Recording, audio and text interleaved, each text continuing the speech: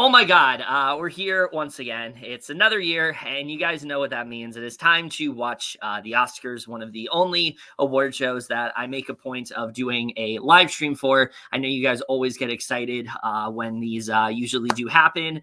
Um, but I wish that it was on a year that I myself was more excited for because, look, I'm just going to get right into it. This usually is a time where I'm pretty excited. I have a lot of predictions as to what's going to happen. And I still do. Like, I still get excited for, seeing what's going to win tonight and, what's going to win Best Picture, seeing all of the crazy races. It's been a really unpredictable year, I think, in terms of Oscar races for many categories. There were a lot of, things that were the front runner that suddenly aren't anymore. So that in itself is interesting. But the ceremony itself, I really am just not feeling that much this year. And it's for a couple of reasons. The big one, obviously, being just this whole notion that the Oscar hosts or producers or whatever, they have this sort of theory that everybody wants the ceremony to be as short as possible. We want it to end on time. We don't want it to go over. And this is something that I've heard a lot of people talk about. And look, are there some things that sure, go over for a while? Yeah, there are definitely some things that do go on and on. But acceptance speeches and things like that, that's always very important. And if they were to cut some things out, I would say, maybe trim down some performances, trim down some honorary stuff. Fine. You don't need that. But the whole point of this show is to award the movies, the best in the movies of last year. And the idea to negate 8 categories and not show them live is really just kind of missing the point of why people watch the Oscars. Because believe it or not, people do not watch the Oscars because they want to see all of these celebrities and they want to see all this crazy shit. No, they watch the Oscars because it celebrates film, because of how much it respects film, because of what it stood for. And making a small change, which it's honestly not a small change. I feel like they were honestly kind of downplaying how big of a change this is. Doing something like that really disrespects everything that the Oscars stands for. And the fact that we're not seeing best cinematography presented live, we're not seeing best production design presented live, those are big. That's a big deal. There's a lot of people that worked very hard on these films, and to just to basically delegate it to just, oh, well, we'll just let you know in a tweet what happens. It just is really disrespectful to all of those filmmakers. I mean, is it cool that we already have some winners? Sure, but not in this context. If they were going to do this, do a pre-show, let everybody be able to watch it because people do want to see it. Don't just have some private show that people aren't going to see. It just feels like these Oscars aren't as important to them. These awards don't matter as much, where truthfully every award matters. And that's the other thing when it comes to the Oscars, is that honestly, every award does matter. And I think it's very important to really recognize that. So I just wanted to get that out of the way. And especially, me saying all of this, the fact that they have the audacity to call this show and tagline it "Movie Lovers Unites." Can you make a more tone-deaf statement? Seriously, can you make a more tone-deaf statement with the changes that they've made? Not to mention the presenters that are here that have nothing to do with the Oscars whatsoever. A really weird crop of hosts who on their own, I think, would be fine. But them together just feels very weird to me. There's just a lot of things that I just don't fully understand. And it's not because oh, they're making changes to the Oscars, therefore it's bad. It's that these changes they're making are so major in a way and are so pivotal to the show, to the point where it feels like it's going to be lesser now. It feels like they don't care as much. Things that I've seen Oscar voters say and things like that about how little they've cared about the films, how some of the awards they just gave out because, oh, we like the previous film this actor did. it's just really disheartening to see. It's really disheartening to see. And so there is a point of me that doesn't care as much about this year because, well, if they're not going to put as much effort into this, why should I? But you know what? I've done this for years. I know how much you guys like it. You know, I review as many movies as I can. It feels like it would be disrespectful and would be a great injustice to not watch the Oscars. It feels like I would be doing a disservice if I was not watching the Oscars and at least talking about these films that I love, you know, get the awards that they should receive. And it's going to be interesting to see how all of that does end up playing out. I think that there's a lot of possibilities for what can happen tonight. You know, in terms of Best Picture, especially, it's shifted so many times. And this is probably one of the biggest shifts I have seen in terms of like Oscar races, because for a while everyone was saying, oh, Belfast is the winner. Belfast is winning, no question. Then people said Licorice Pizza was going to win. Then Licorice Pizza got all this controversy on Twitter. And so, you know, and Paul Thomas Anderson said some things that he probably shouldn't have. So like that film doesn't seem like it has as much of a chance. Then suddenly people are saying Power of the Dog's going to win because of it winning like the Golden Globes and things like that. And now it seems like Coda is the front runner. And to be 100% honest with you, I have no fucking idea what's going to happen tonight. Like generally no idea, because the Oscars it feels like this has been one of those years where just there has not been an award show that's on the same page with a lot of things, aside from like Ariana DeBose winning Best Supporting Actress. Like that is a certainty. That is something that absolutely is happening tonight. If it didn't happen, I'd be shocked. But literally any other category, I could see an upset. Like, sure, Will Smith could win Best Actor, but I also could see an upset in which Benedict wins or which, you know, Garfield wins. Like, I could definitely see that happening. Sure, Jessica Chastain could win Best Actress, but they could give it to Kristen Stewart. They could give it back to, you know, they could give it to Penelope Cruz. Hell, Nicole Kidman could still be the front runner, and it was just under our noses this entire time. So, like, I really don't know what's going to happen. Troy Kotsur, I think, is winning Best Supporting Actor, but I don't know for certain. And that's the thing. Like, I feel like this year, predictions are not as set in stone, and that is exciting because it could lead for a fairly unpredictable night. But again, because of the changes that are made, it just kind of lessens a lot of the excitement for me. But getting that out of the way, you know, there is still a lot to be excited for, I think. I think it's going to be an interesting night for sure, how that's all going to play out. I mean, I guess I'll talk about some of the winners already. Dune has been sweeping in terms of all of the awards have already been given out. Best film editing, best score, best production design, obviously best cinematography. All of that went to Dune, and as it should, in my opinion. Like that film was on another level in terms of technical scale, and I'm really happy to see it win all of the things that it does deserve. The Queen of Basketball won best documentary short. Not much to say about that. I haven't seen that movie. And then Riz Ahmed won for The Long Goodbye, which again, I don't have much to say about that either. But yeah, I mean, overall, I hope that this is a good show. I hope that this isn't an absolute train wreck, but just considering how tone deaf a lot of these statements have been, I just can't help but think otherwise. Like, I can't help but think that this isn't going to be a complete disaster. Yeah, but here's the thing, Terrell. Like, yeah, that was really bad, but it's not as bad as them literally, like, negating 8 categories and acting like they're not as important. Like, that's my thing.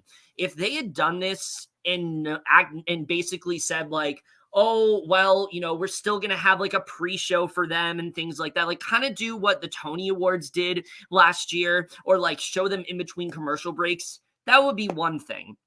They're not even giving them that courtesy. And the way that the Oscar voters have acted, it's almost like these awards aren't as important. So, like, I definitely take major issue with that. And it's really not a good way to start this off. And it kind of makes me think, yeah, maybe we are in for another Chadwick Boseman-like situation this year. I don't know. We'll have to see what happens. But yeah, I'm not really that excited for it, honestly. I'll be honest with you.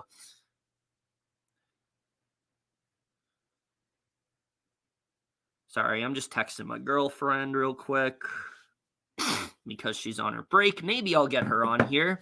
Hi, Janaea. Always good to see you.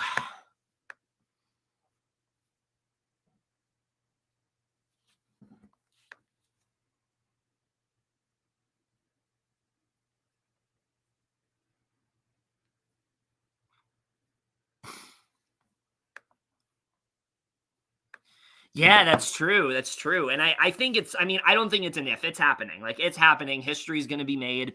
And if you don't know what Terrell's alluding to, Ariana DeBose could be the first ever winner in this category to have the for the same exact character. It's never happened before, to my knowledge.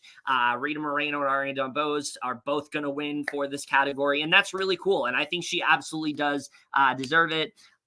So, you know, I'm excited to see how that's going to play out. So again, there are things I'm excited for here. There's just a large amount of things that I am not very happy about in terms of the Oscars this year. And I really think they should have rethought. But you know, that's just how it's gonna be, I guess. We'll have to see how this show does play out. I'm trying to see if there are any other updates. Oh, Isa Tammy Faye won makeup and hairstyling, so this could mean that Jessica Chastain is gonna win, but I don't know. I don't know if that's what this is gonna mean. I'm not shocked. I think that was like the predicted winner, but yeah. No, it is not. This is a reactions video. If you want to watch the Oscars, I'm sure there are many links you can go to watch it. Hey, I mean, you can go on Twitter because that's how they want you to watch the Oscars, it seems. So yeah. I mean, I'll say this, at least we're getting like an actual telecast. It's not like the Golden Globes, which that is entirely on them, may I say. Like, I think it's honestly really funny that the Golden Globes didn't even have like a broadcast this year. They just like did it in the form of tweets. And that was entirely based on like how they decided to present themselves and things like that. I'm honestly, I get what you're saying for sure. I would have liked to see Alana Haim in there. I really would, because I think Alana Haim especially just was such a natural in that role. I mean, the fact that she has never acted before is just incredible to me. Like, it's beyond me how she has the range that she does and has never acted in her life. Like, it's just unheard of, and I loved what she ended up doing in that movie. Cooper Hoffman, though, yeah, I agree with you. He's definitely going to be a star for sure. I think both of them are definitely going to have other chances to get nominated, but I would have loved to see Alana Haim get in there for sure. I would have probably took out who would I have taken out? I don't know, to be honest with you. Probably Nicole Kidman. Yeah, put Alana Haim in Nicole Kidman's role. That's probably what I do. But I don't know. I mean, there's not a lot of nominees that I absolutely dislike. There's some I'm questioning. Like, I don't fucking know why J.K. Simmons was nominated. Like, he played himself in Being the Ricardos. Like, why is he nominated for this? I don't know why, like, Jesse Plemons is nominated for Power of the Dog. I'm happy he is because I love Jesse Plemons, but, like, it feels kind of like we've never awarded him before. So, like, now he gets his award. I'm not sure. But yeah, yeah, I do like seeing how Dune is sweeping right now. That is cool. But again, I wish that this was something that we got to see. Like, the speeches are important. That's the thing. Like, people like to just kind of ignore the speeches, but I feel like the speeches are just as important because it's the work being accepted, and it's those people that worked hard, like, getting to say how they feel and things like that. And that's a very important moment. And to have that like taken away from them, it's just really saddening to see. So yeah, I mean, I just wish they rethought a lot of different things this year. But that's kind of that's the end of my little soapbox I went on for a bit. I will be honest, I probably will be going on it again later in the night, probably throughout the night, maybe in the next 10 minutes. I don't know. But that's just how I'm feeling. That's how I'm feeling right now. As of right now, we have 20 minutes until the Oscars. I hope that this turns out to be a good show, but I'm really not sure.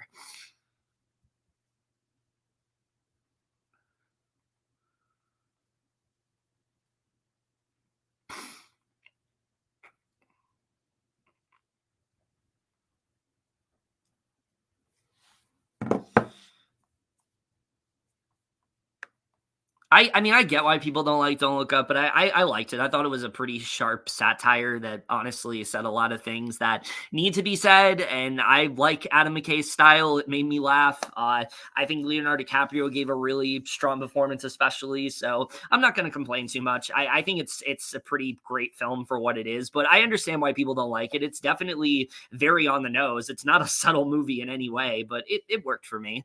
Honestly, like the only Best Picture film I don't like that much is Belfast. And I know that like you guys can watch back like my what I watched video. Like I liked that movie at first, but it is one of those films where like the more I think about it, the more I just don't really like it all that much. It just feels kind of to me. Like there's really nothing that special about it. So yeah. Oh yeah, that's true. I do think Kotzer's winning. I do think Kotzer's winning. I thought for a while it was gonna be Cody Smith McPhee, but I feel like that sort of winning streak for him and like the hype really kind of died down after like the Golden Globes. So I feel like Kotzer probably is gonna win. I think honestly speaks a lot to how big of a gap there is between the Golden Globes and the Oscars that the race has been the way that it is, because in other years like it hasn't really shifted like this that much. And I think again, it's because there's such a big gap in between the two, whereas that's not usually the case. I think it kind of makes me feel like we probably should have the Oscars a lot earlier than they've been. I mean, they're earlier than they were last year at least, but still, like Oscars should be in February, like 100%. Oscars should be in February. March is just too late at this point. Not for me because I haven't even put out my best list yet. I filmed it. I'll say that right off the bat. I filmed it. I did a catch-up review. I did my last movie review of the 2021 movies, but I have yet to put it up yet. So maybe I'm hypocritical in saying that. But you know what? Statement still matters. Statement still stands as is.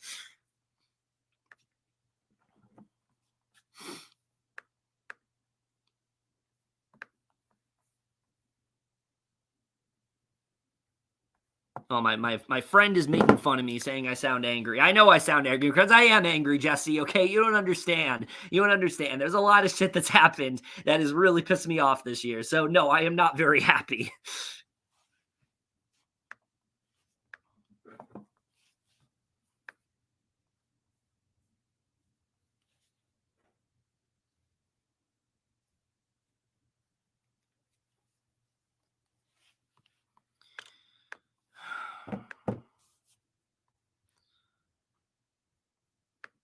Oh man, this is really tragic to hear about because like I literally just saw Studio 666 like a couple weeks ago, and he was really good in that movie. But just to hear about like the passing and especially like the like substance abuse that he dealt with, it's all just really really sad to think about. And thoughts and prayers go to that entire go to Foo Fighters, go to Taylor Hawkins' family. Just really really sad overall.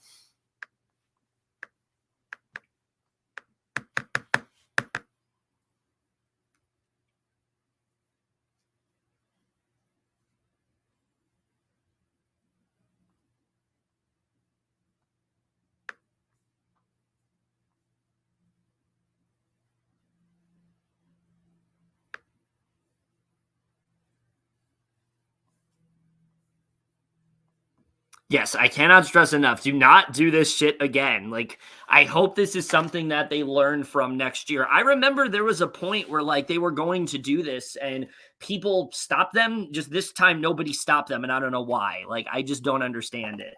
Um, Oh, Kristen Stewart's being interviewed right now. I hope by some miracle she wins tonight. Like I really do, because she was supposed to be like the predicted front runner, and then she kept getting she wasn't winning. She got snubbed from some things. But the fact that she got in there, I think in itself, like by the grace of God, is like incredible.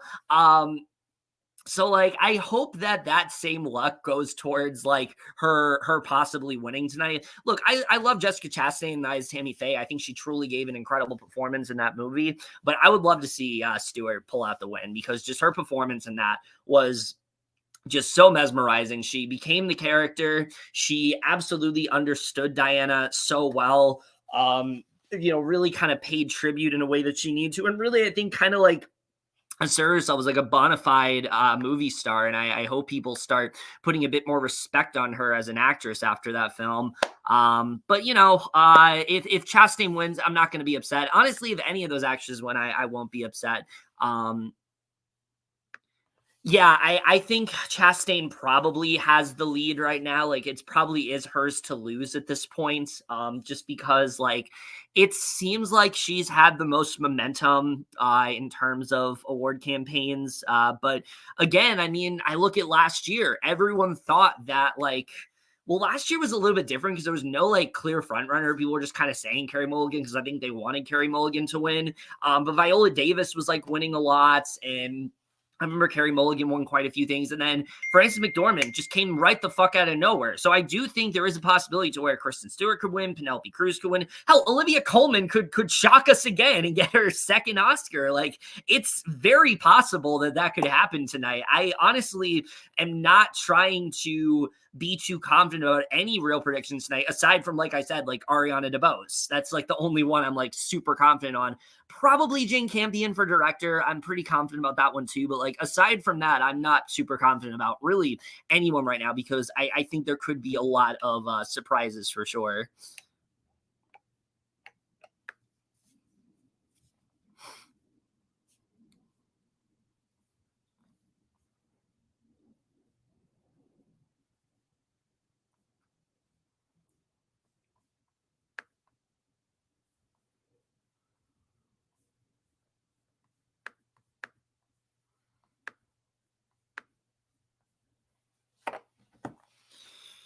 We're almost there. 12 minutes, I think.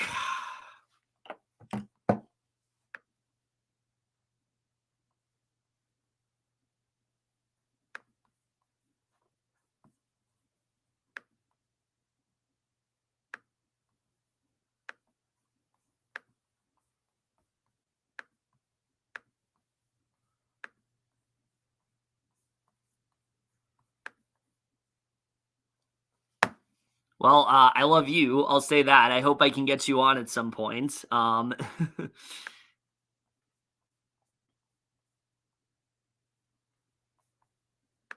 I don't really think he was at all. I think he did a good job at paying respect to who King Richard was and things like that, and showing the love that he had for like Venus and Serena and how complicated of an individual he was. Like, Richard Williams was far from a perfect person, and the film doesn't try to pretend that he is. And that's the thing that I've kind of been confused with when it comes to the criticism of King Richard, is that people have said like, oh, they try to portray him as like this perfect individual. But no, like I think they acknowledge like he definitely had like toxic, tendencies to him, and the film definitely does like bring that up quite a bit. It's just kind of like him learning to like become a better father in that way, and that's why I enjoy King Richard a lot. I also think it's important to note that like Venus and Serena like signed off on that film, like they wanted it to be based around their father because he was kind of like responsible for their legacy. So it's like that's just not a complaint that I've ever had with that film. I understand why people think it's like, just like a generic sports drama. But as someone who doesn't like a lot of those, I actually like King Richard quite a bit. Like I said, the only Best Picture winner I don't like is the only Best Picture nomination I don't like really is Belfast. Oh wow, really? I did not know that. But that would be good. I'd love to see Jane Campion win. I think that the best part of Power of the Dog was her directing. Just the way that she decided to go about directing that movie would be amazing. And be a nice little fuck you to Sam Elliott as well. My God, that drama has been so funny. Like that is the most unexpected, like I think Oscars sort of um storyline of this year, but I've been eating it the hell up, I gotta tell you. And Jane Campion would just be like the cherry on top of all of that. I would love to see Campion win, not just for that, but like just in general. I think she absolutely deserves the win, and I think that she made an amazing movie. So like, I definitely would love to see her awarded for it. Just for that, but like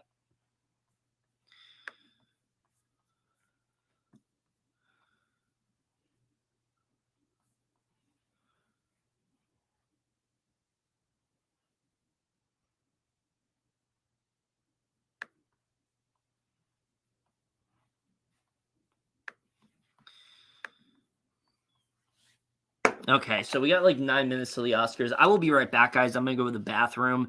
But I will catch you guys when this starts.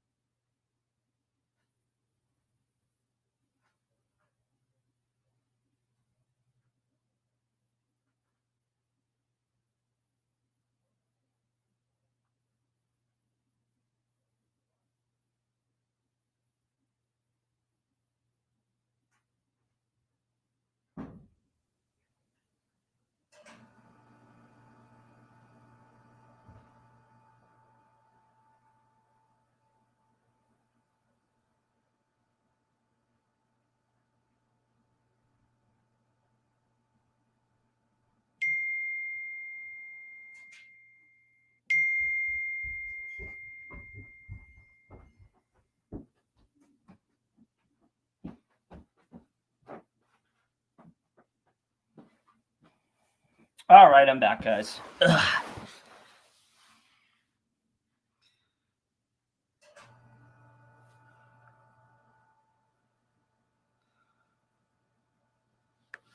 I'll reserve my thoughts mostly for when I talk about in like my what I watched video. But I really I really liked that movie a lot. Actually, I thought that it was really well done, very charming, really good hit from Ryan Reynolds. I think I enjoyed that one.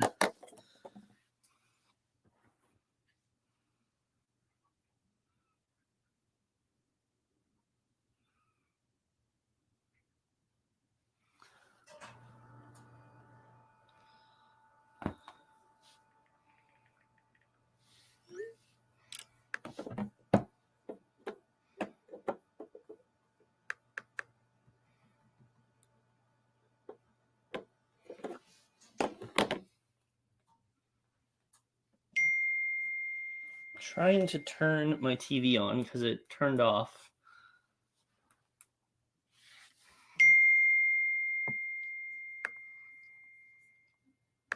Listen, this is not a Oscars live stream. This is me reacting to the Oscars. It literally says reactions live stream. Like, I'm sorry, it literally says it in the title. That's not my fault that you can't read that.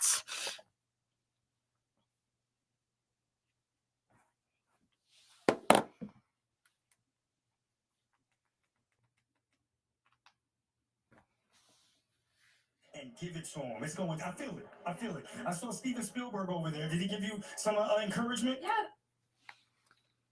Oh, Rachel Zegler's on right now, who also, oh yeah, let's talk about that stupid shit. Rachel Zegler almost was not invited to the Oscars, and yet fucking Tony Hawk and like P and Diddy and fucking who else? There's DJ Khaled or for some reason. Like, if that doesn't tell you like where their priorities are, I really don't know what does. Like, the fact that it took her to write an Instagram post and for there to be backlash over the internet about her not being invited, and then suddenly she was, it's like, I'm mad, Jen, okay? There's a lot of things I'm mad about when it comes to the Oscars this year, all right? But yeah, that shit was really dumb. And I just went on another tangent because I saw Rachel Zegler and I wanted to talk about how stupid it was that she was not invited at first. Thankfully, though, she's presenting now. So all is forgiven, sort of. Sort of. But we won't forget, for sure. We will not forget. I mean, I would go as far as to say it's probably his best. I think just the work that he put into that movie, really just pouring his whole heart and soul into it. Like if he wins tonight, like he absolutely earned that Oscar nomination for sure. Like hands down, he definitely earned it.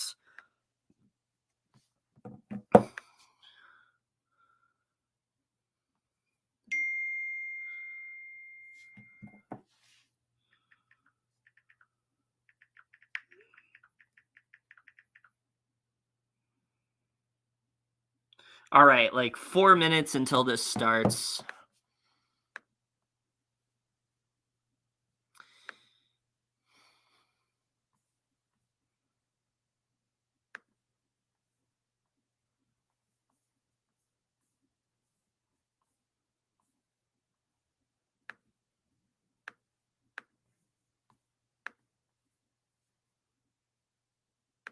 Yeah, she was really good in Tick Tick Boom. I don't know if I would have given her Best Supporting Actress, but I think a lot of the work she pulled off in that movie was really tough for sure. And I think it would have been cool to maybe see her sneak in there. But personally, for me, I would not have given it to her. Though she does need to stick with movies like that and not the Princess Switch. Like, it's definitely closer to what I want to see Vanessa Hudgens do as an actress.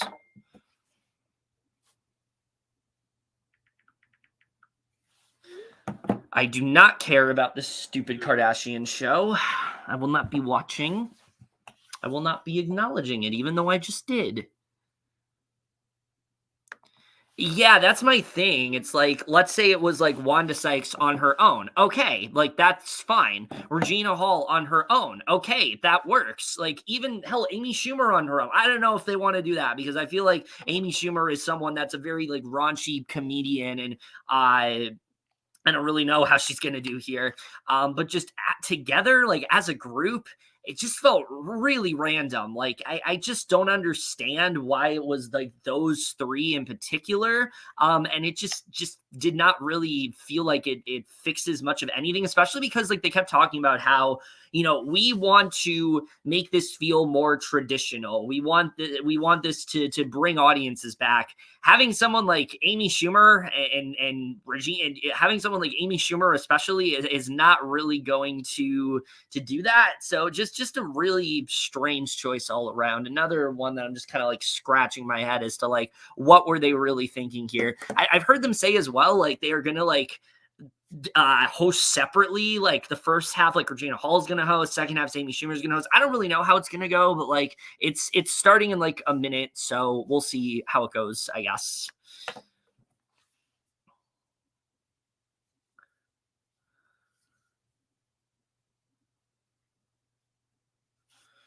All right, it's starting basically. Well, not yet. This is a car commercial.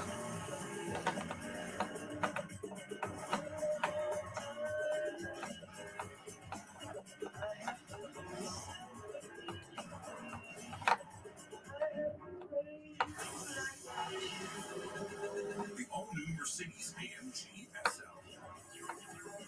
The star is reborn.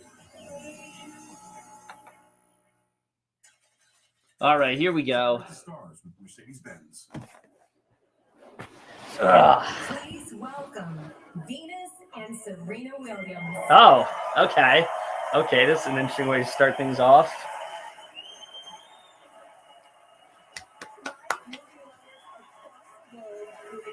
Right here at the Oscars. And we are proud to be joined by some very special movie lovers at a place that has played such an important part in our lives. Our hometown tennis courts in the heart of the beautiful Compton, the vibrant town of LA, where we truly came alive as young athletes. And now, joined by some very special members of that community, the first ever performance of the Oscar-nominated song, Be Alive. What? We're starting with this? And Beyonce Knows Carter. Why are we starting with this? Ladies and gentlemen, Beyonce. I mean, cool, Beyonce performing, amazing, but like they really are just in a hurry to like get things going. My God.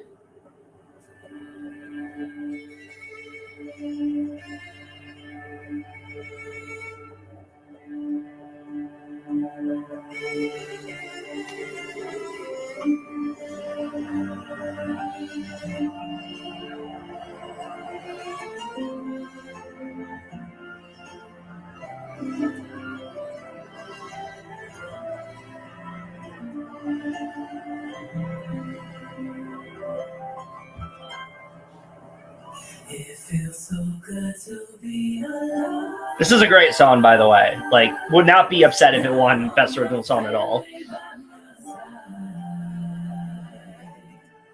Couldn't wipe this black off if I tried. That's why I live my head with pride.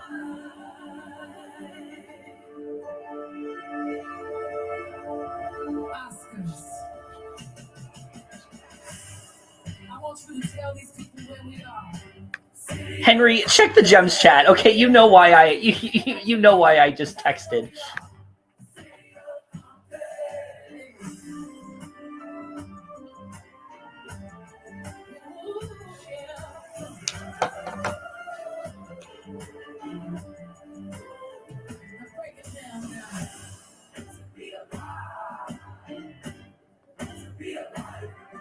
I love the production design.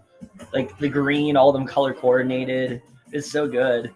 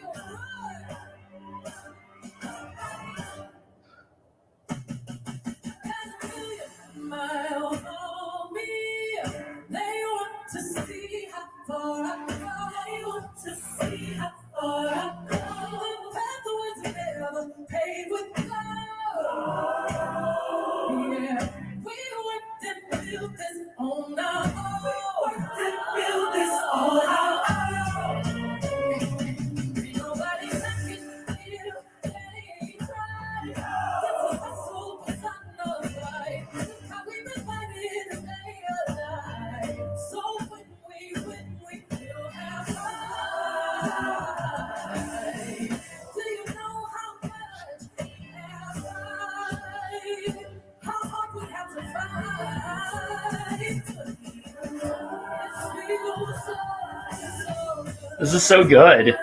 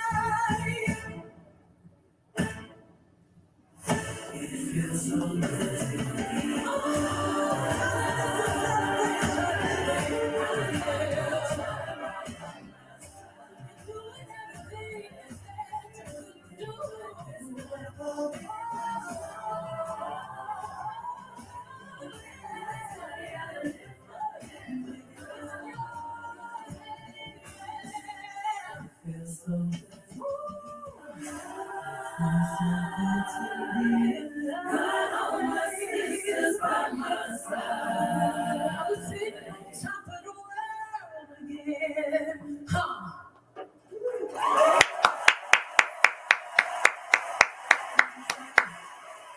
was so good. And they did the whole song too.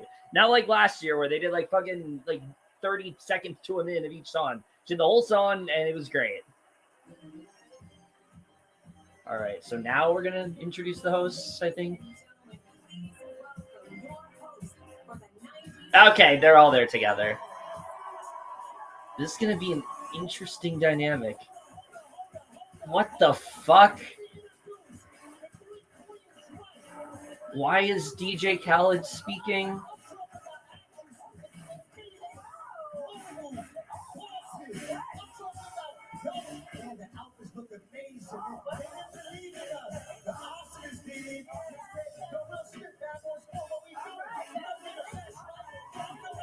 What is happening?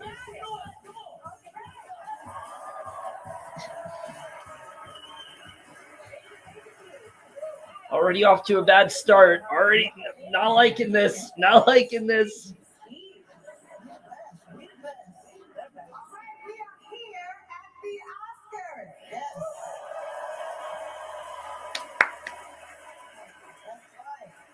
When movie lovers unite and watch TV. This year, the Academy hired 3 women to host because it's cheaper than hiring one man. But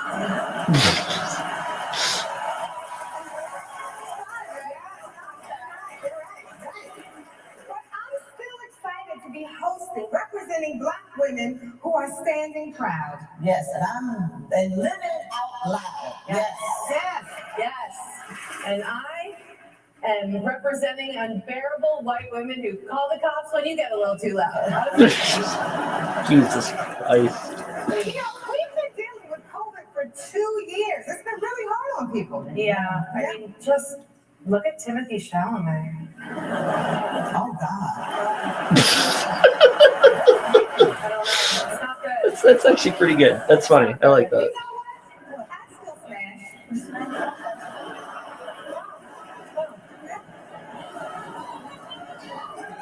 As many of you know, a decision was made to present some behind-the-scene awards in the first hour. It was a controversial and difficult decision, but, I think we moved on. No, we haven't. No, we haven't. We're all union. There's a lot of snubs this year. Yeah. Rachel Zegler for West Side Story. Mm-hmm. Jennifer Hudson for Respect. And Lady Gaga and Jared Leto for House of Random Accents. That wasn't a snub. That wasn't a snub. No. That was not a snub. This is kind of sad. You know what's in the in memoriam package this year? The Golden Globes. She's not wrong. She's not wrong. Oh, they have to go. I was very disappointed that Space Jam 2 did not get nominated in the special effects category for that hairline they gave LeBron James. Oh, my God. It's really good. It's really good. Black Twitter is going to love that I one. think so. Yeah, what is that? No. Stay away. This year we saw a frightening display of how toxic masculinity turns into cruelty towards women and children. Damn that Mitch McConnell. I know. But I was actually talking about the power of the dog. Oh, yes. Great film.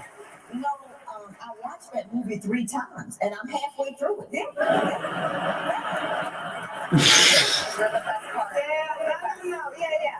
One more week, and you're in there. Stay with it. Yeah, stay with it.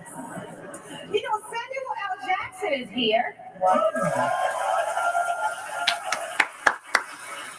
Yes. There he is. Yes. He just got the Governor's Award for his lifetime body of work. Which we didn't get to see.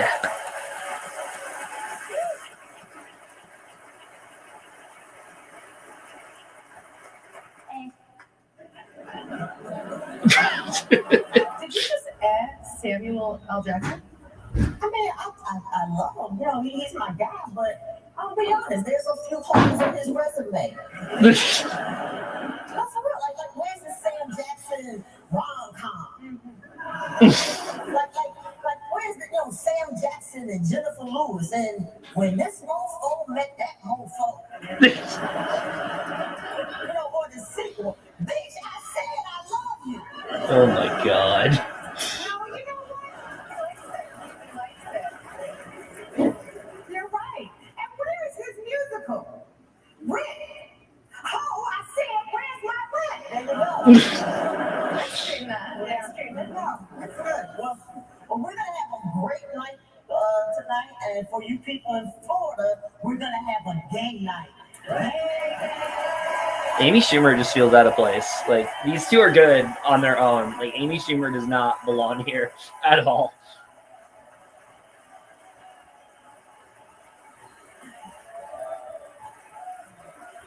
Here are your Oscar hosts. I'm Wanda Sykes. I'm Amy Schumer. And I'm single. Oh, boy. I'm providing the soundtrack for the next hour. Give it up for the incomparable D-Nice!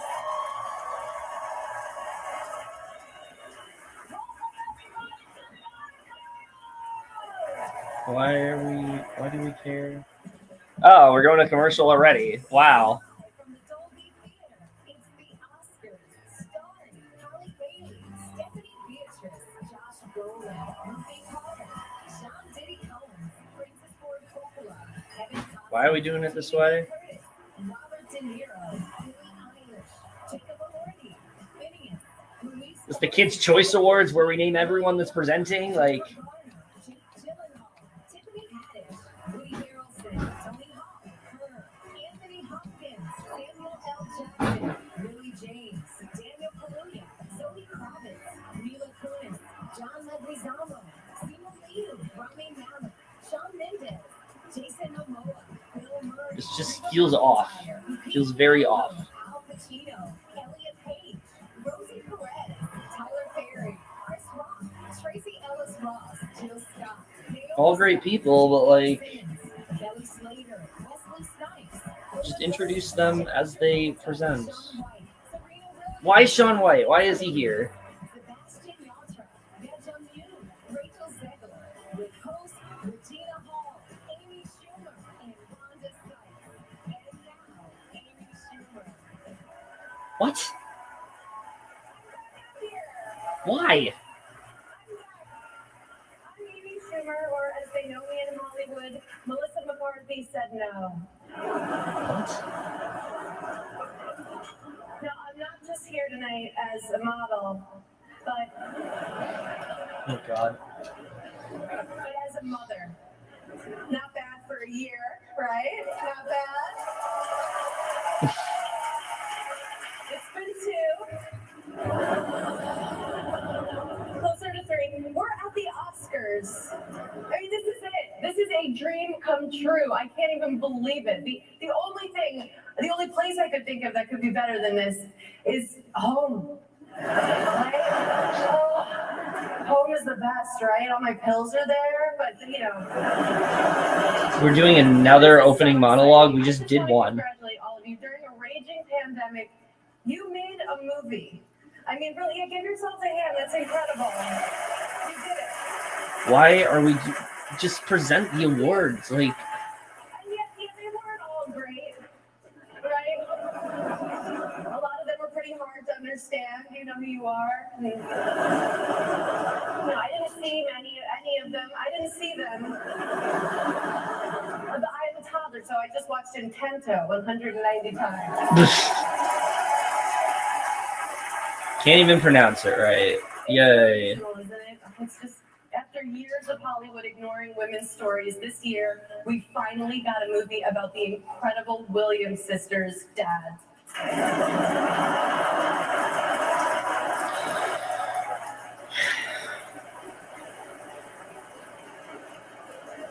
Well, Jada, what a beautiful couple. We're honoring a lot of couples This here is so tonight, hypocritical. actually. Like, Jada and Will Smith, Penelope and Javier Bardem, and Maggie and Jake Gyllenhaal. It's a night for Lovers.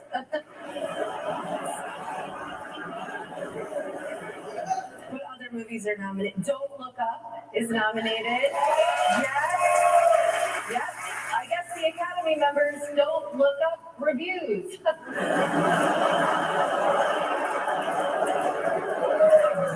Wait a minute. I loved that movie. Jennifer Lawrence was amazing in it, even though she did gain some weight this year. And I mean, Leonardo DiCaprio, what can I even say about him? He's done so much to fight climate change and leave behind a cleaner, greener planet for his girlfriends. Because he's older and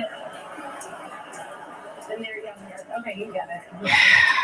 This is such an intimidating room to be in. There's just, This is not working. All my heroes are here. So many amazing filmmakers. I mean, Aaron Sorkin, a genius, truly, right? I mean, the innovation to make a movie about Lucille Ball without even a moment that's funny, not your fault, Nicole. You're great. No. I mean, you're Aaron Sorkin. How you make a movie about the most iconic female comedian, not one left. Brilliant. It's brilliant. It's like making a biopic about Michael Jordan and just showing the bus trips between games.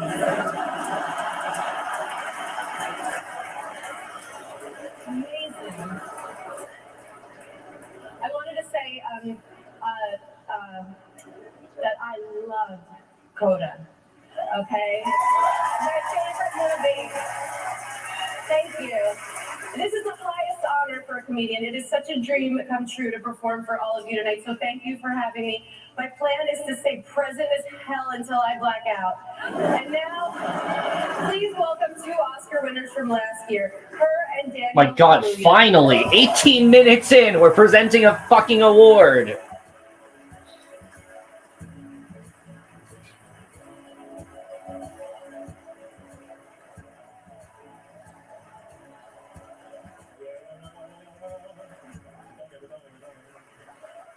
All right, this best supporting actor, probably, Sorry, I had to show everyone my outfit. or actress. I'm not I sure. can't believe it was only a year ago that we watched you win an Oscar for your unforgettable performance in Judas and the Black Messiah. It was an incredible performance. Long live Chairman Fred. And don't forget, you took home the Oscar for original song for the same film. Yeah, make some noise for her. Thank you. I will never, ever forget that night. It was amazing. Yeah, man, neither will I. And how great it is to be back at the Dolby. Yeah, it's a tradition. As is having last year's Best Supporting Actor announce the winner in this category. Are you ready? Come on, man. We're born ready for this. Let's do this. All right, let's go. Here are the nominees for Performance by an Actress in a Supporting Role. Ariana DeBose, let's go. Jessie Buckley, The Lost Daughter.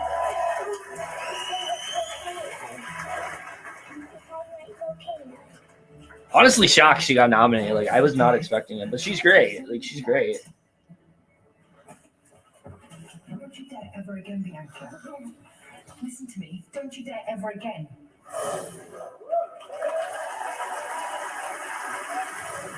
Ariana DeBose, West Side Story. Oh, yeah. In a city full of ugly little animals like you? They showed the right clip. No, gracias. Yo no soy americana. Yo soy puertorriqueña.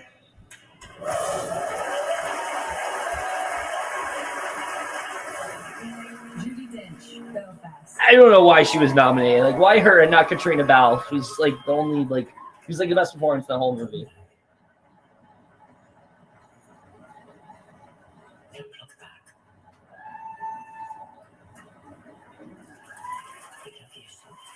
She has nothing to do. Yeah, she's talking to him saying, I don't know why I was nominated. Even she's confused.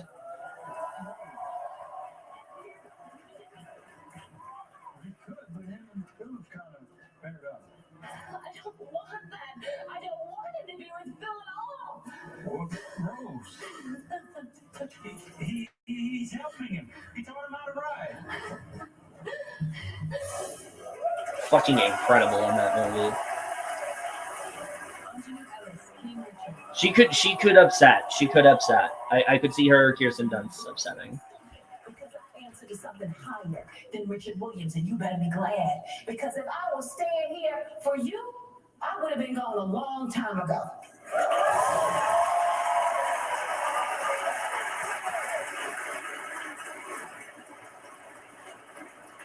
The Oscar goes to Ariana DeBose. Yep. History's been made. There we go.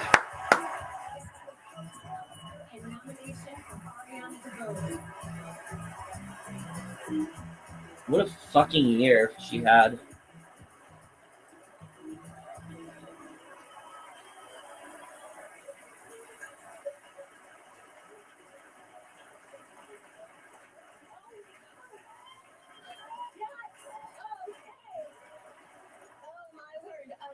You know what? What is this?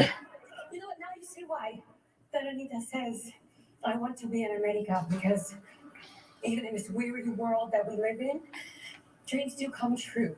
And that's really a heartening thing right now. If I took the time to say thank you to every single beautiful person who has lifted me up on this stage, you find people would be sitting here until next Oscars. So I'm not going to do that, but just allow me to say that it was the summer of a lifetime, and I am the most privileged and grateful to have spent it with all of you. My God, thank you, Steven Spielberg. You're stuck with me now. Yay! Thank you, Christina Krieger and Tony Kushner, and the divine inspiration that is Rita Moreno. You're staring at me right now. And I'm so grateful. Your Anita paved the way for tons of Anitas like me. And I love you so much. I'm going to wrap this up and talk about my family. My mother, who's here tonight. Mama. I love you with my whole heart, and this is as much yours as it is mine.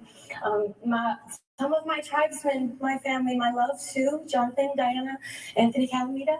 I couldn't do what I do without each and every one of you. So, lastly, imagine this little girl in the back seat of a white Ford Focus. Look into her eyes. You see a openly queer woman of color, an Afro-Latina, who found her strength in life through art. And that's what I believe we're here to celebrate.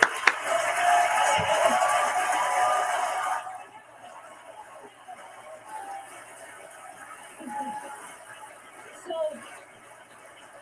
did anybody who's ever questioned your identity, ever, or you find yourself living in the gray spaces, I promise you this, there is indeed a place for us. Thank you to the Academy. And thank you. Great speech all around.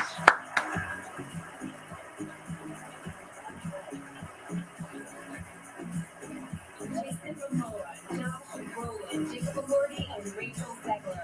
Plus later, the first ever live performance of We Don't Talk About Bruno. The Oscars, right here on ABC.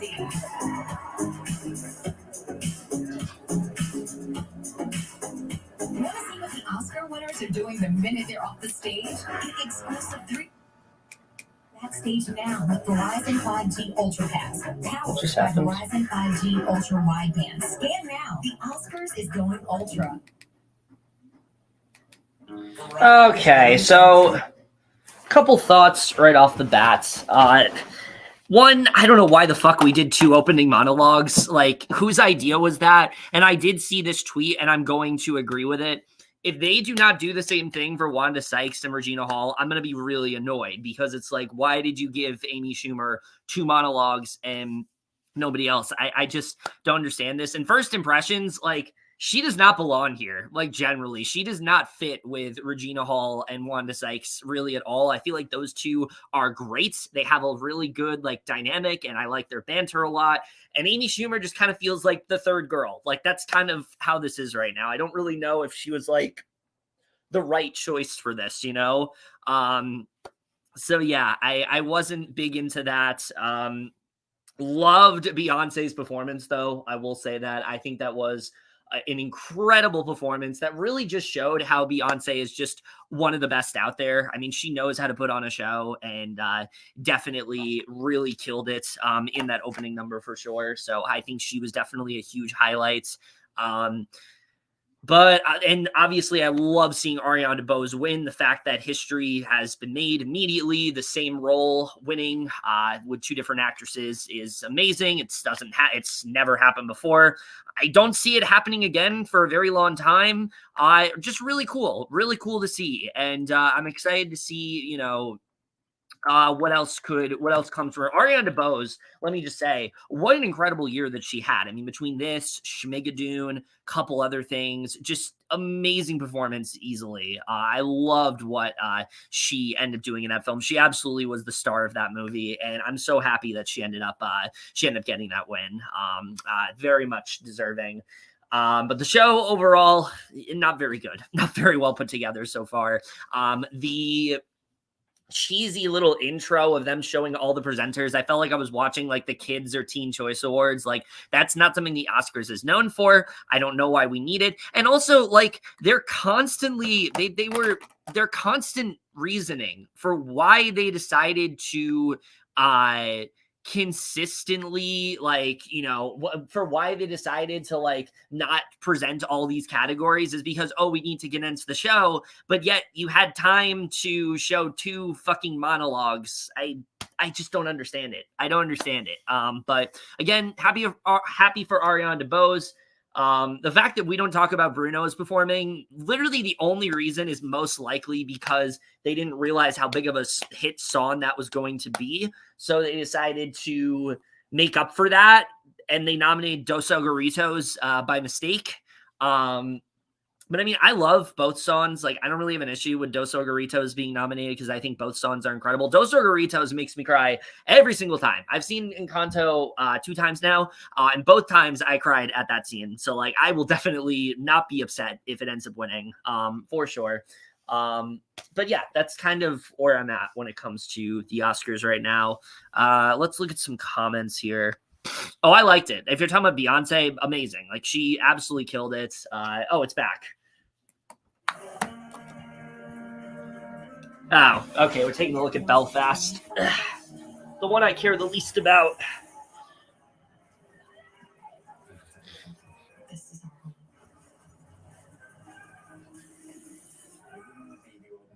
In the street. Touch my phone and I'll kill you. What do you want?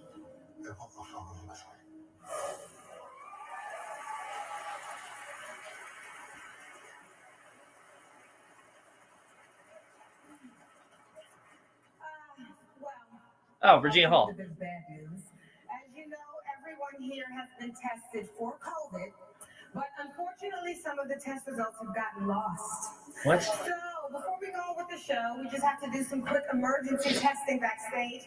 Don't worry, it's only a few people. It's totally random. So when I call Why you, are we I'm just doing gonna need you this? to come with me. Now, I've got a list here, which I'm looking at. I have memorized, but if you hear your name, I'm going to start with Bradley Cooper, Timothy Chalamet, Tyler Perry,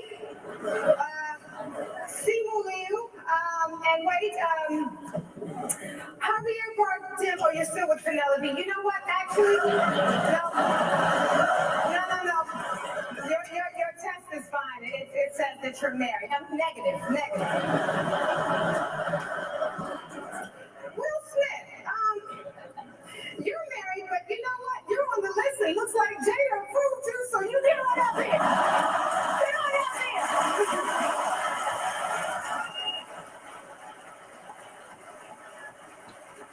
All right. Now, see, we've got another bad boy on our list. Let's see. Is that Jacob Elordi? Is that how you say it? Elordi? I've seen you on Euphoria, and yes, you are legal. I'm sorry. You are positive. So you're gonna need a deep PCR test. Now, What is happening? I don't want any of you all to worry. You know, it's gonna be a typical quick COVID test. You'll come backstage, take your mask off if you have one, and your clothes, and then I'm gonna swab. We're just gonna do some other freaky stuff which I will record for Academy protocol. Really, this isn't up to me. You know, the truth is we're still in a pandemic. Oh boy, one more name on the list. So, Denzel Pauletta, is John David here? No. I'll make a house call. It's fine. There's no need to worry. There will be more names. I'll see you guys at the backstage. But right now, you can go back there. I'll be waiting for you. Please welcome Jason Momoa and Josh Brolin. Okay, I was worried about that, but that was actually pretty funny. I liked that. That was good.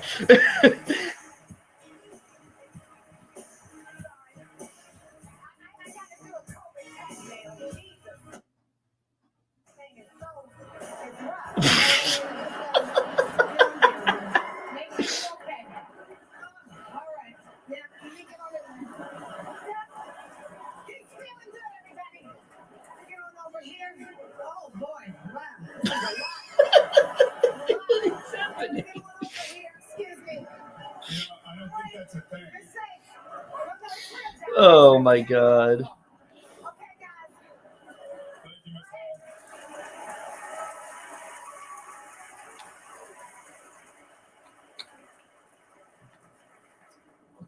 you ever been nominated? No. But between you and me, I can't ruin my name in every category. Like even this category, sound? Oh yeah. So like what? Burping? Really? Good luck to you, man. Thanks, bro. I think you picked the wrong category, bro. These people are geniuses. They are the nominees for achievement in sound.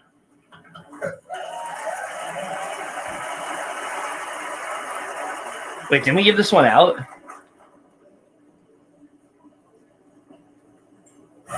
Belfast, Denise Yard, Simon Chase, James Mather, and Neve Adiri. Dune, Matt Group, Mark Mangini, Theo Green, Doug Henfield, and Ron Bartlett. No Time to Die, Simon Hayes, Oliver Tarney, James Harrison, Paul Massey, and Mark Taylor. The Power of the Dog, Richard Flynn, Robert McKenzie, and Tara Webb.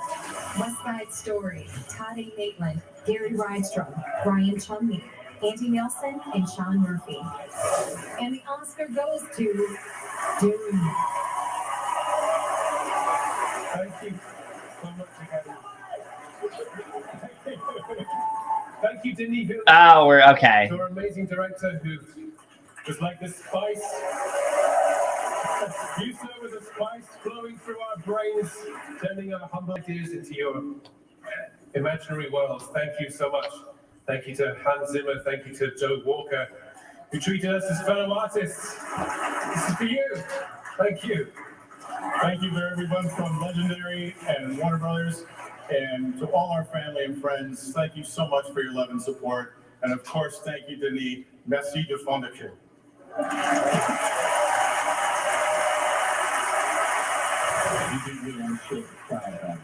I'm not here to cry about it.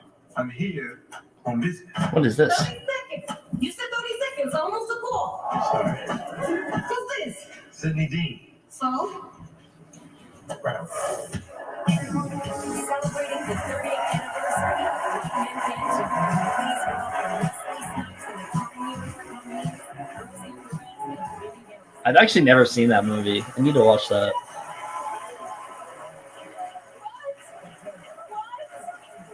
Yeah.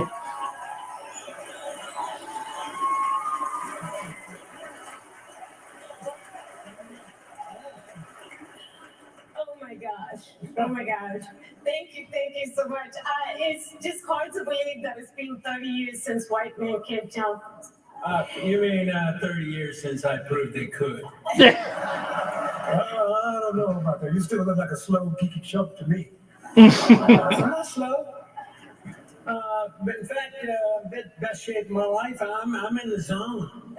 You mean like zoned out, like really high, like really like zoomed it, like up there. I mean, that is true. I wish I hadn't done that bong rip in the car. I wish I had rolled with you. Okay, well, looks like I'm the only silver one up here, and some things haven't changed in 30 years. So, oh my gosh, these guys should have hooked me up. Anyway, focus! All right. Listen to the woman. Listen to the woman. Yeah. Listen to the woman. That's you! Oh, it's me. Okay. I was listening to the woman. Sorry. Here are the visionaries nominated for achievement in cinematography. Yeah. Another one that's already been given out. I really don't like the way they're doing this.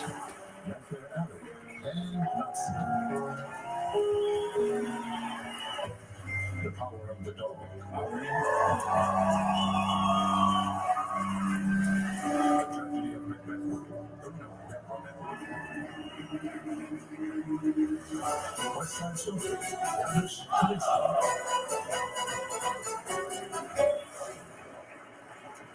And the Oscar goes to nominated 3 times. This is the most words I ever spoke here.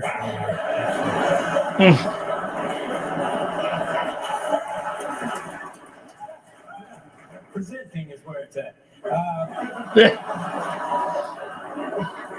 bet you guys are wanting to hear it. Okay, Dune, Greg Fraser. We already knew that. I don't understand. Why are they giving these out again? Like, I'm very confused.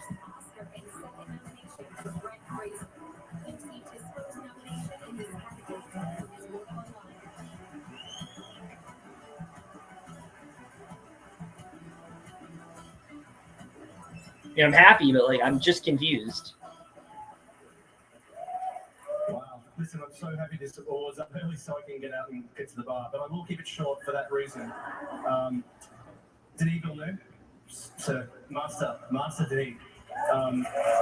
He's brought a whole group of unknown actors together to make an amazing movie, along with our lovely producers. Thank you.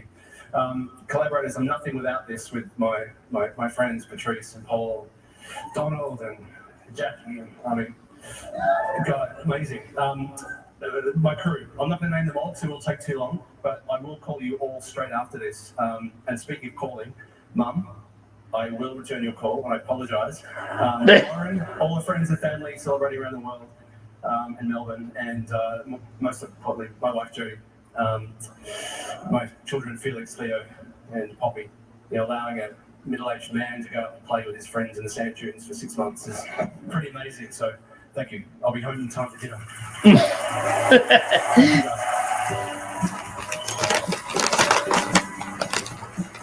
So why did we give these out already if like we're just gonna do it again?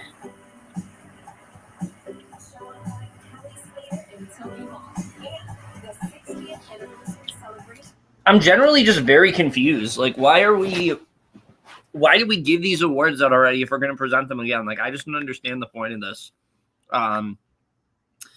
But I don't know. This is a very weird award show with what's going on.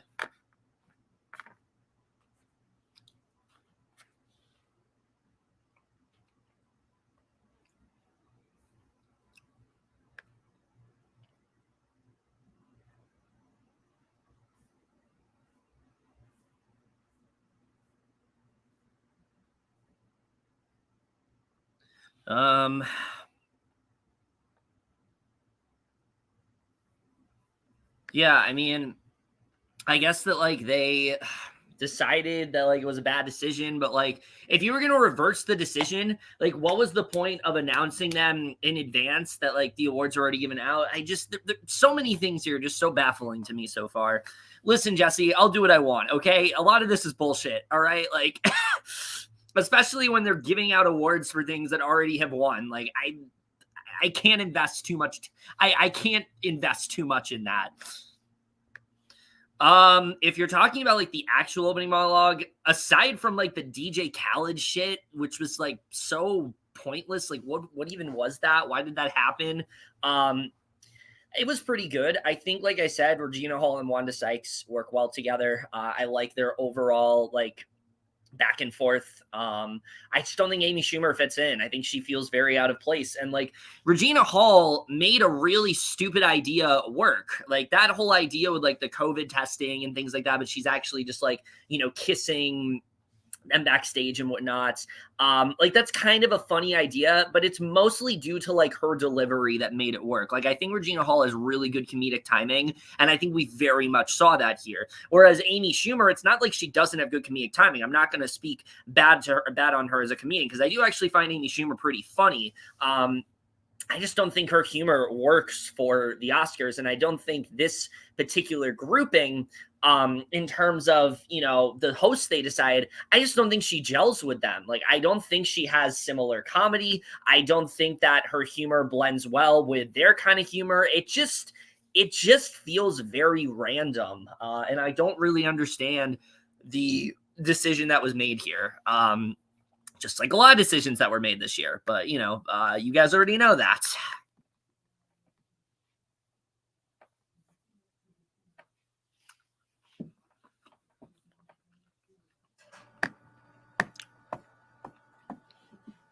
Also, like, I'm pretty sure Woody Harrelson was stoned. He certainly was acting it. I wouldn't be surprised if he was. I mean, you could say, oh, well, it's the Oscars, but like literally James Franco hosted Stoned. Like, let's not forget that. And James Franco is a piece of shit, I know, but like, still.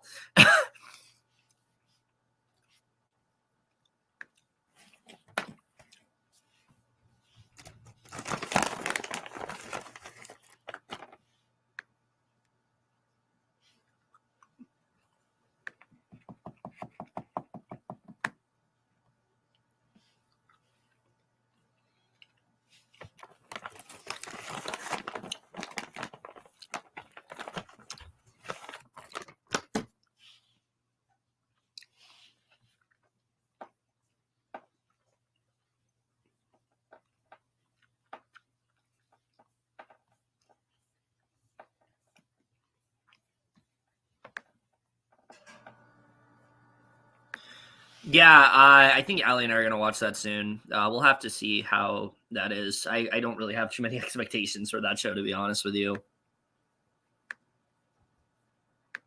I don't know. I don't grade award shows. This is not good so far, though. Like, I'm probably like a D+ or C- if I really had to guess. But like, we're also only like under an hour in. So like, talk to me at like fucking 10 o'clock. Like...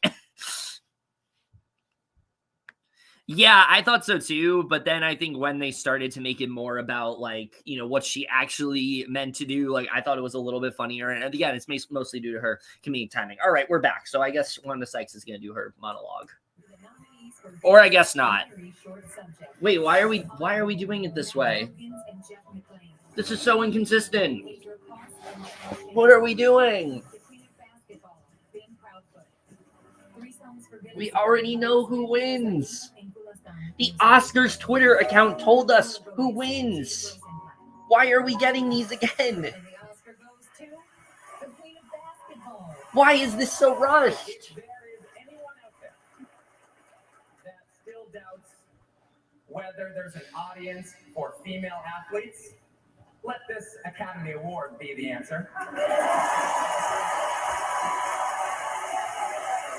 I mean, that's a great speech, but like, we already knew about this. President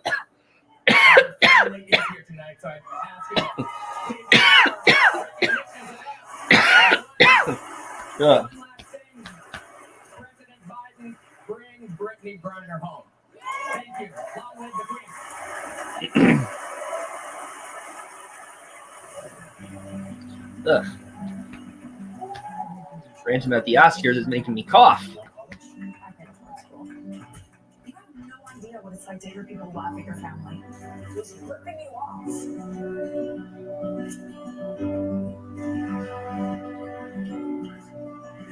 Yeah, I can't stick with you for the rest of my life. Incredible film. Definitely will not be upset if it wins Best Picture.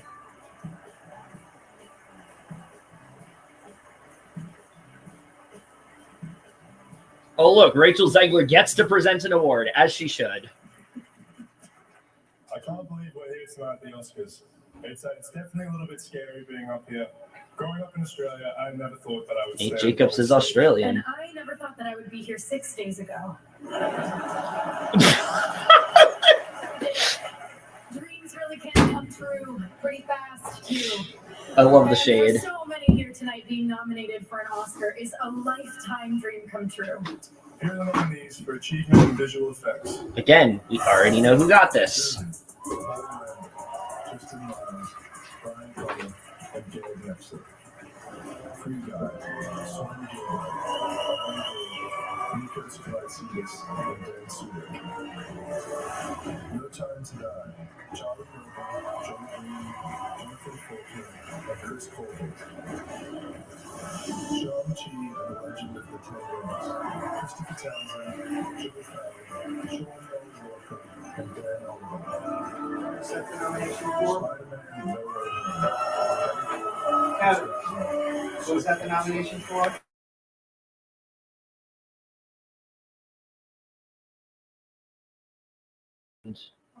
Dune.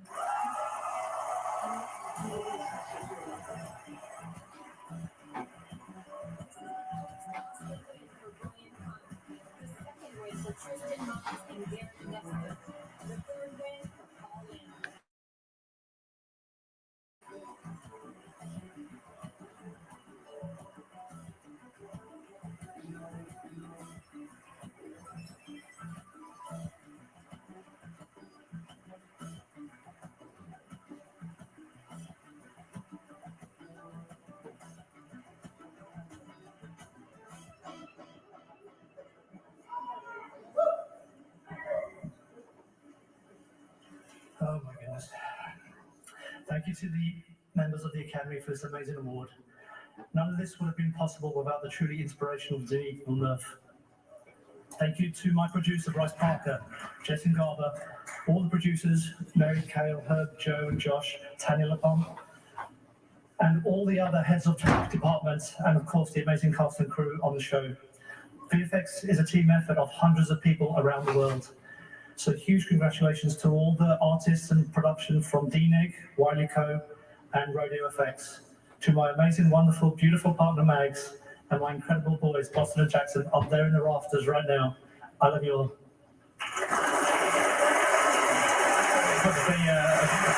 Special thank you to my wife, Kirsty, our 2 girls, Isabella and Eloisa, for all their support.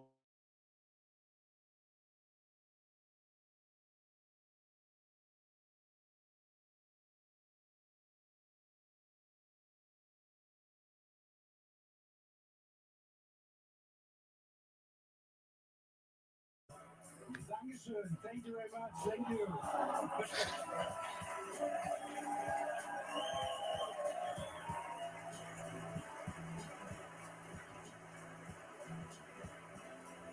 Please welcome Extreme Sports legends Tony Hawk, Kelly Slater, and Shaun White. Who shouldn't be there, but whatever. This year marks the 60th anniversary of Dr. No, the first of the classic James Bond films. James Bond is the most iconic and legendary secret agent in cinema history. Of course, over the years, we've all had our favorite Bonds. Some people are Sean Connery fans, others, Roger Moore. Or Timothy Dalton, Pierce Brosnan, or Daniel Craig. As great as they all are, it's impossible to ever be certain that just one star was clearly the GOAT. Well, I don't know about that. There are a few athletes who you clearly know are the greatest in their field. I'm talking about you two, of course. At least used to be. Okay. This does not fit. This does not fit. To be game changers in our respective sports.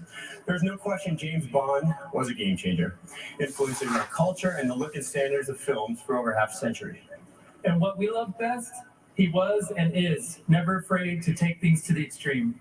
Now let's take a look at 60 years of Bond.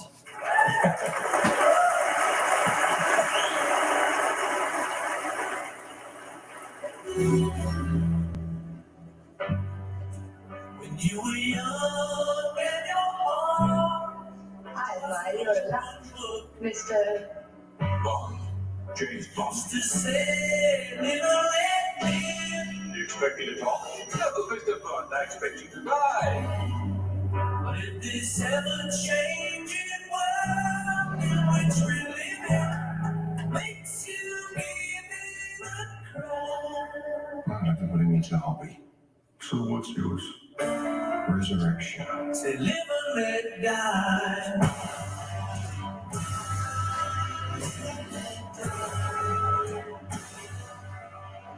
Live and let die.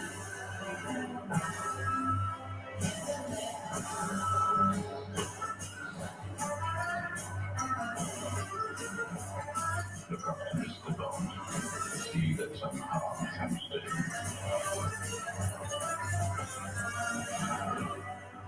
We used to say live and let live.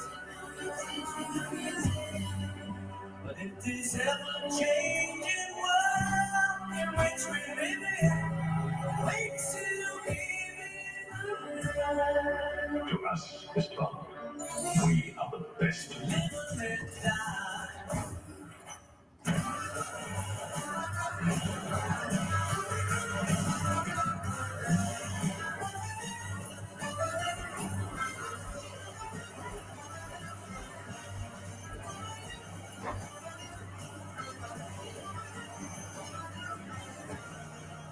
Bond, I need you back. We're not even left. That is a good line, but like, was that necessary? Princess Jasmine and Cinderella. Plus, a live performance by Reba McEntire. All right. So again, I'm just very confused by the structure of this entire show. Like, why are some of these awards we're giving out? Why are they, given out like they're supposed to be? But then the other ones have already been presented, like are done like quick little like bite-sized pieces. I just don't understand a lot of what they're trying to do here. I feel like honestly doing it this way makes it look even worse. Like, again, if they had any intent of like reversing the decision, they should have done it. They like straight up, they should have just done it. They shouldn't have had the pre-Oscars thing before this. Like, this whole thing just feels so unnecessary because now we know who's going to win. So there's no like excitement. It's just weird. It's just weird the way that they're going about this. I don't know what to say about that. I mean, sort of. I'm like drifting in and out, to be honest with you. Like, there are points where I'm focused, and then there are points where I'm like, I don't know what the hell we're doing. Why shouldn't they be there? Because this is about movies, not athletes. And like, they don't really serve much of a purpose. They don't really have much to contribute other than, oh, we were popular in sports once. Like, they don't really have much of they just don't have much of a reason to be here. And again, it just feels like Rachel Zegler was at first not going to be at the Oscars, but like these people were. I just don't understand it. I don't understand it. I did love the shade that Rachel Zegler threw at them though. That was funny. I definitely enjoyed that.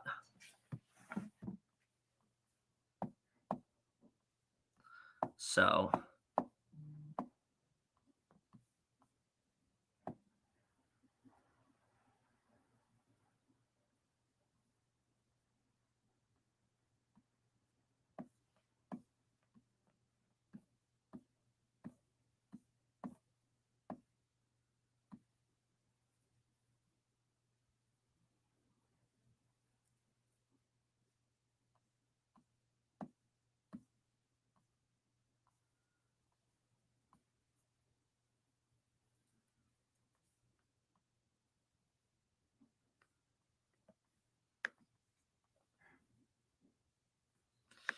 yeah, honestly, I mean, I feel like every year they're just kind of getting worse and worse. And it's unfortunate because I think that there are some things here that are really good, but it's just with like a bunch of things that just aren't really working for me. I guess we'll see though. I'm not necessarily enjoying it. That's the thing. Like, I can't really say that I am enjoying it so far, Tavia. Like, it's very like hit or miss for me so far. Like, and the things that are missing are like really missing. Like, that's the thing, really missing. So I would honestly steer more towards a miss than a hit. And there's a lot of just decisions that are just very confusing to me. So this is just a really weird award show so far.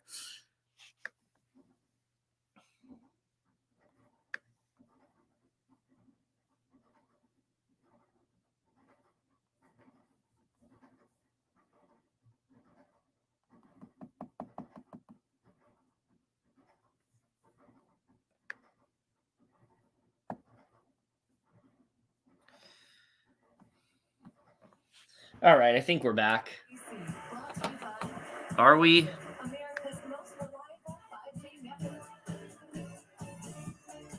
No, we are not. All right, yeah, we're back. This score is so overlooked, by the way. Like, nobody talks about it, but it's so good. Nicholas Bertal is just one of the best composers.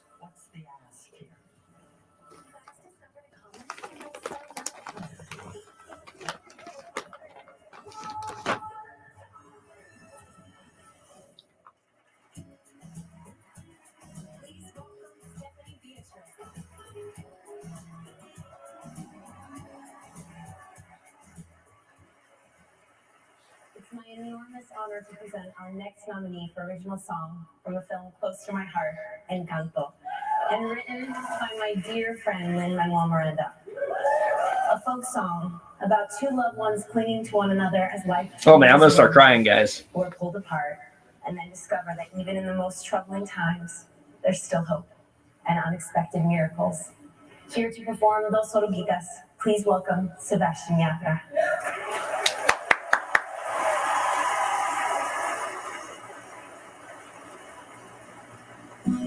Dos oruguitas enamoradas pasan sus noches y madrugadas llenas de hambre, siguen andando y navegando un mundo que cambia y sigue cambiando, navegando un mundo que cambia y sigue cambiando. Dos oruguitas paran el viento. Was it Dancing with the Stars?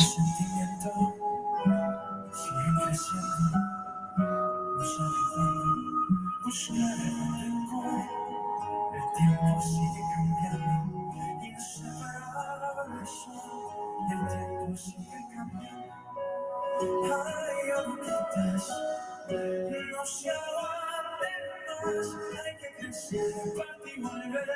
Hacia adelante seguirás, tiene milagros, tiene crisalidas. Hay que partir y construir su propio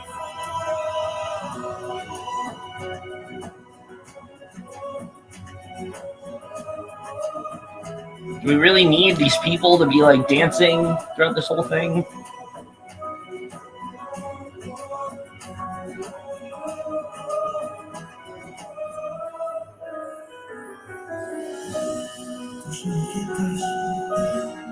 desorientadas en dos capullos que navegarás con sueños nuevos.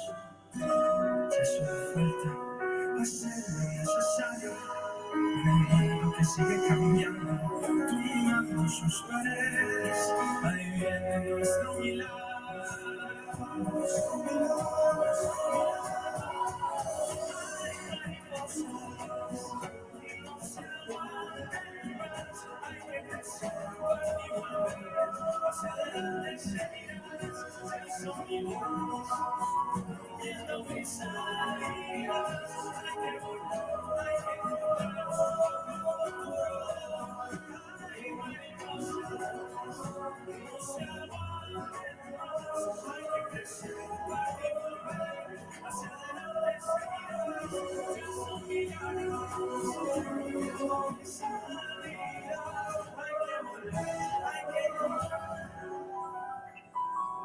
Su propio futuro.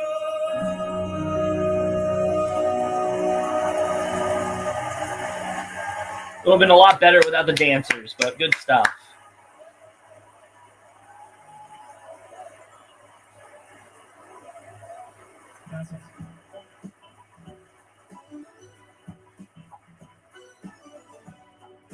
Please welcome Lily James, Halle Bailey, and Naomi.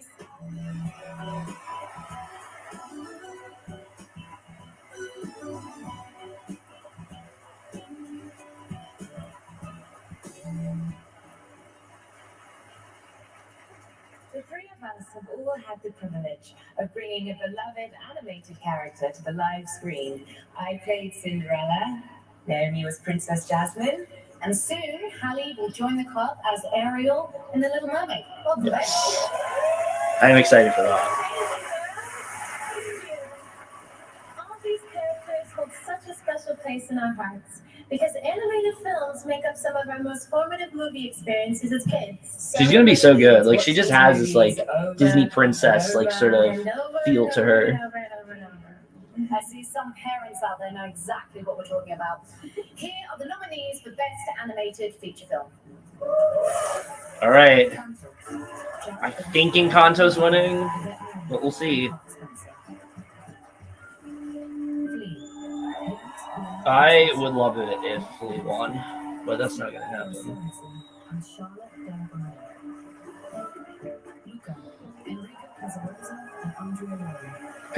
Could upset. This would be my pick. Mitchell versus the Machines, personally.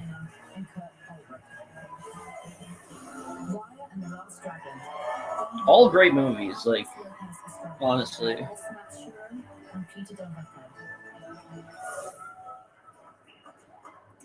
And the Oscar goes to Yeah. I mean, great win. Like,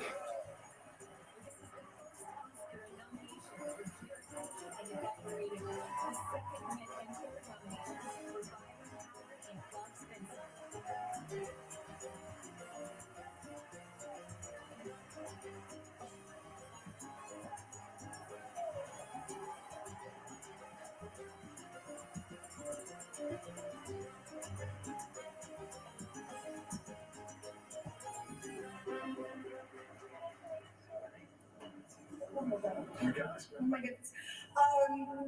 Hi. Thank you to the Academy. Thank you. I am so proud to be a part of a film that puts beautiful, diverse characters in front and center, and that people everywhere are seeing themselves in the film. We have some key people to thank. Our Encanto music department led by the incomparable Lin-Manuel Miranda and Jermaine Carlo. And our superhero, our strength, Sharice Castro-Smith, our co-director, the heart of the Madrigal family. And everyone at the Walt Disney Animation Studios, this film only exists because of your talent and your passion. Jennifer Lee and Alan Bergman for championing this film from the very beginning. And we have to thank the entire country of Colombia, our amazing cast. This is a movie about family, and we would not be here without our family. So I want to thank my wife, Pam, my kids, Merrick, Emmett, and Hewitt, my parents, Don and Adrian, Shepard, my husband, my family are both killed. My dad, I miss you. And my husband, Raphael, and Felix and Noemi.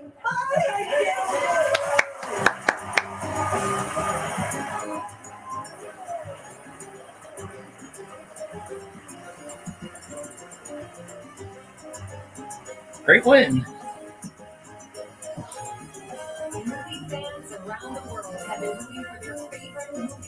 No, not this bullshit. What the hell is this? Why is this a thing? Okay, that's a good choice. That's a good choice. I will agree with that. But still, why is this a thing? Okay.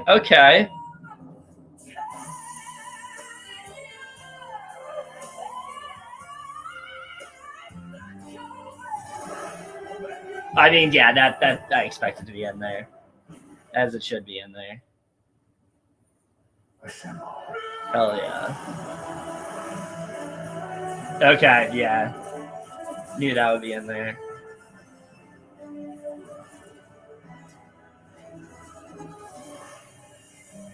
Oh! Okay.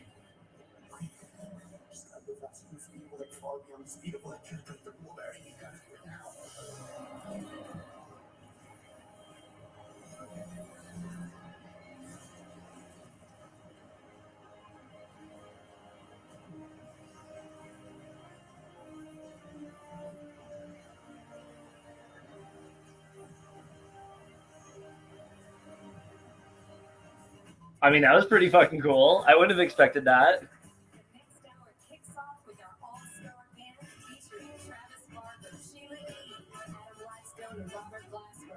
Then later, I didn't bring that up before, but yeah, this whole like, let's get the public to vote on shit. It is so stupid. It's like, I don't know why they care so much about this. They try to do that like best popular film thing, and that flopped horribly. And this isn't much better. This is not much better at all. Yeah, not a fan of that.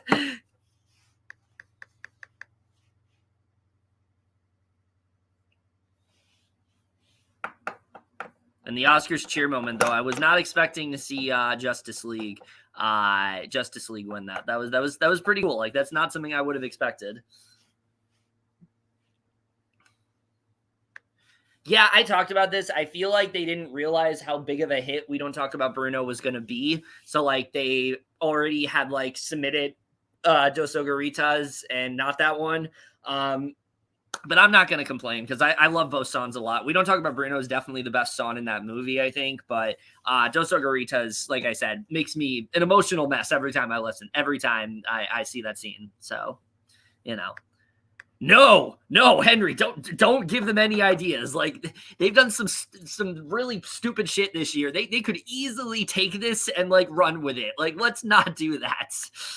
Don't listen to him. Oscar voters, do not listen to him. They're definitely watching this for sure. Like when they're when they're done watching the ceremony, they're tuned into this.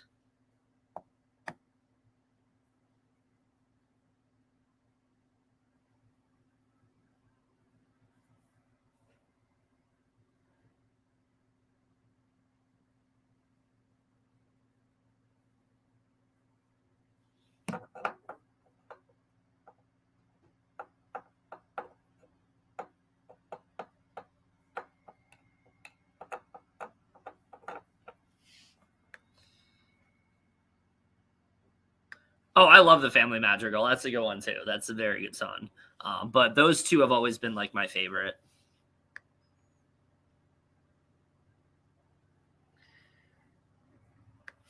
Ooh, that's an interesting question, actually. I would say that anyone from The Leftovers, to be honest with you. I know that's an easy answer, but like mainstream audiences do not realize how great of an actress that like Carrie Coon is. Nobody realizes how amazing of an actor like Justin Theroux can be.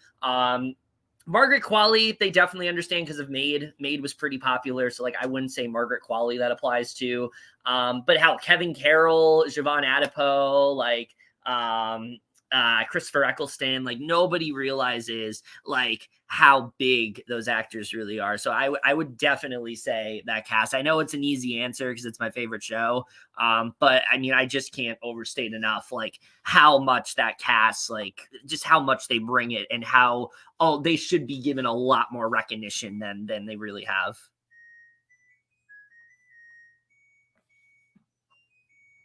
And that's my washing machine. I did not know it makes that noise. That really kind of freaked me out. I'm not gonna lie to you. But anyway, we're gonna move on from that. Wow, that was actually pretty scary. Not gonna lie. I have not seen Nashville, so I can't really give an answer to that. But I will say Glee is a guilty pleasure because it's very problematic, but it's still always enjoy. Smash, I don't really know how I'd feel these days. I used to think it was like the greatest thing ever, but looking back, it was not the most well-written show. Crazy Ex-Girlfriend is always a show that I recommend to people. Like, I think that's one of the best musical type, shows of all time. And then Zoe's Extraordinary Place. Of what I saw, I really liked it. Never watched season 2. Still got to finish season 1, actually. But of what I saw, I thought it was a pretty good show.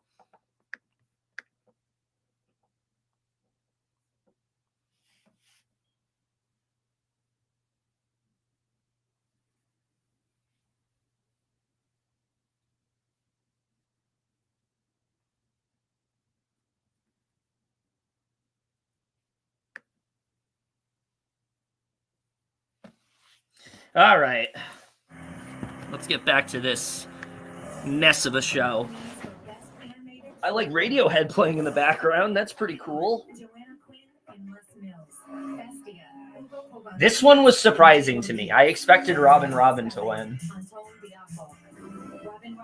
Dan Ojari, and Mikey Please. The windshield wipers, Alberto Miembo and Leo Sanchez. I haven't seen any of these aside from Robin. The windshield wiper. I know nothing about this, but It's an art that includes every single art that you can imagine. Animation for adults is a fact. It's happening. Let's call it cinema. Okay, so I'm very honored because this is just the beginning of what we can do with animation. And I just want to second that and also thank you to all the team that has been involved on this project to make it happen. Starting with Alberto and his vision, it's just amazing. Thank you to the Academy for this award. It's incredible. So thank you very much. Muchísimas gracias a todos.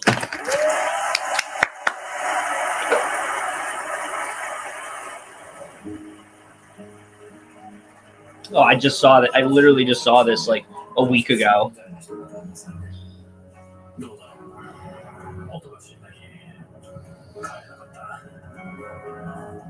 This is my last movie review of 2021. Just want to put that out there.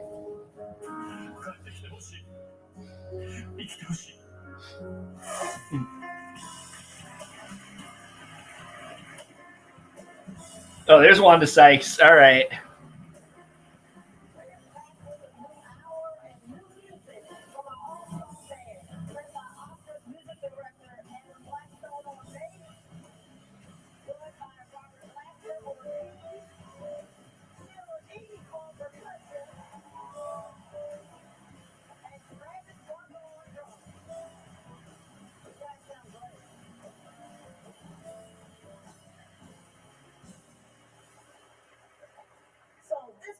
September, a dream was realized when the Academy Museum of Motion Pictures opened its doors.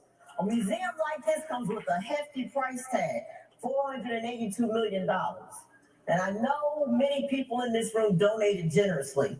I did my part, and this past weekend, I paid a visit to see where my $15 went.